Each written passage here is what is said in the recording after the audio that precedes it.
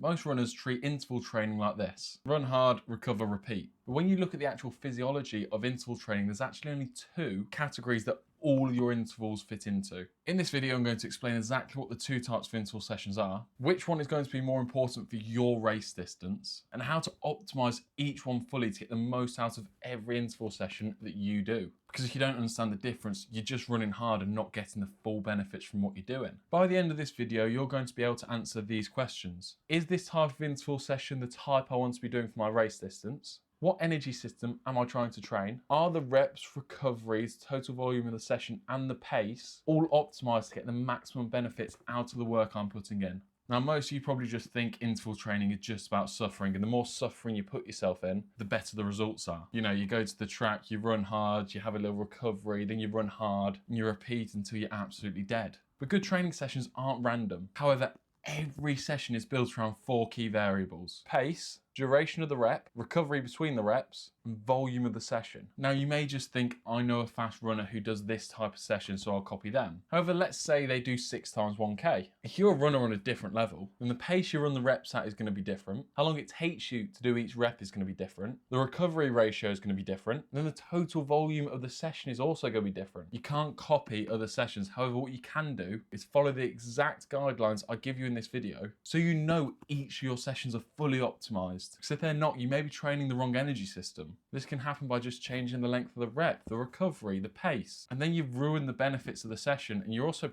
probably going to lean yourself towards burnout. Let's talk about the first type of interval session. And this is probably the one most people are trying, but often get wrong. The first type is a VO2 max session. Your VO2 max is effectively the maximum rate your body can use oxygen whilst you're exercising. Your upper limit of your aerobic engine. The more efficiently your body can deliver oxygen to your working muscles at a fast pace, the better your body's going to be at clearing lactate. This means you can hit higher paces before the fatigue sets in. So we need to train these intervals at close to your VO2 max. Optimally, these reps are 2 to 5 minutes in length. For some runners, a 1K rep is fine. It will fit within that 2 to 5 minute range. For other runners, it'll be too long. The pace is around 3 to 5K pace, but this varies so much depending on how fast you are. Ideally, it's roughly the pace you'll hold for 12 to 15 minutes just to be safe. So for a 15-minute 5K runner, it might be 5K pace for you, or just a bit faster. However, for a 30-minute 5K runner, it's going to be a lot faster than your 5K pace. The goal of this session is to accumulate volume at close to your VO2 max. Ideally, 12 to 20 minutes of total volume. So that has covered the duration of the reps, the pace you need to run at, the total volume of the session. Now we need to talk about your recovery. For these sessions, your recovery needs to be shorter than the length of the reps, around half to just over half. So if you do 3-minute reps, you could have a 2-minute recovery, or you could even go down to a 1.5-minute recovery. So here we can have things like 10 times 2 minutes off a 1-minute recovery, 6 times 3 minutes off a 2-minute recovery. Things that may not work are things like 8 times 800 meters or 6 times 1K, because they may not fall into all of these ranges that you need them to fall in to get the maximum benefits out of the session. If you want a list of example sessions fully optimized to develop your VO2 max, then there's a link just in the description for my free structuring training course, which has example sessions for every type of run you can do and how to hit the session effectively. The second type of interval session, which you may not currently be doing, is a glycolytic session. Now, this is much faster. This is the energy system our bodies rely on when we put it under high intensities. So we're actually accumulating a lot of lactate here and metabolic stress. So these sessions need to be structured really smart. Shorter repetitions, faster pace, lower total volume, and nice long recoveries. This is going to develop your lactate tolerance ability and your speed. This is a key session. For these sessions, you only really want around 5 to 8 minutes of total volume. Here we keep the reps from 30 seconds to 2 minutes in length. But again, this is high intensity. This could be 400 meter reps for you. It could be 600. It could just be 200. It might even be shorter, but it's fast. Here we're generally aiming for a speed that you could hold for around 1 to 4 minutes. But the recoveries here are key. The recoveries have to be longer than the duration of the reps, around 1.5 to 2 times the duration. So for a 1-minute rep, you might have a 90-second recovery or a 2-minute recovery, because we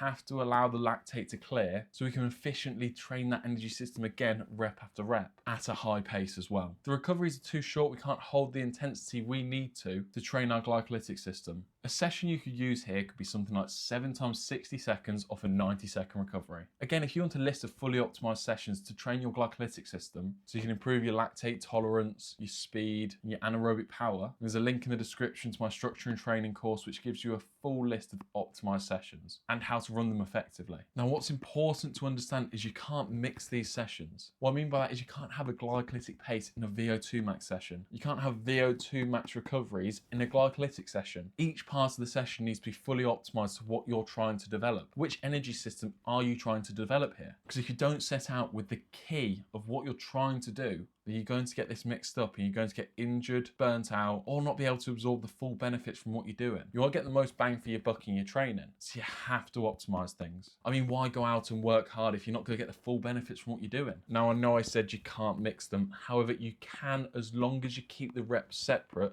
the recovery is optimized, and the volume's correct. So you could have half a VO2 max session at the start, something like 5 times 2 minutes off a 90-second recovery. And the back end of your session could be something like 4 times 1 minute off a 90-second recovery. This means you can train both energy systems, but each part of the session is optimized for the energy system you're trying to develop. This works really well for runners who only do 1 interval session per week, or who are transitioning into doing 2. Now, if you're training for a 10K or anything shorter, then you are going to need both types of interval sessions. Whether you do that with a mixed pace interval session or 2 interval sessions with 1 training each energy system, that's fine. However, once you move up to a half marathon or a marathon, you no longer need these glycolytic sessions. Yes, they can help. However, the recovery costs are too high for what you're trying to achieve. It's more important you develop your lactate threshold and your aerobic capacity. So you don't want to spend loads of effort doing a session that doesn't offer the most bang for your buck. However, VO2 max sessions are key for half and full marathon, but you need to be extra diligent about controlling the intensity. These are going to help you feel more relaxed at a faster pace and get you more efficient at using oxygen at higher intensities. The rest of your speed for the marathon can come from things like strides. Now, the other thing is, it doesn't matter what distance you're training for. You don't want to be using both of these type of interval sessions or either of them the whole way through your plan. They need to be periodized in. There needs to be phases of training where you're using them, not just having a training week that you're going to repeat again and again and again where you're using either one or both. If you want help applying this to your own training, and offer a free trial where you can experience exactly how these should be structured into your own training. You'll get a properly built, personalized training plan built around you, your goals, your weaknesses, and your race distance, so you can maximize what you're getting for the effort you're actually already putting in. Because most of you work hard, you just don't work smart enough to achieve your goals. So if that's something you'd like to try, then you can access your free trial from the link in the description. So now, before you go out to your next interval session, you can ask yourself, is this the type of interval session I want to be doing for my race distance? Which energy system am I training? And are the reps, recoveries, total volume, and pace all optimized to get the most benefits for that energy system?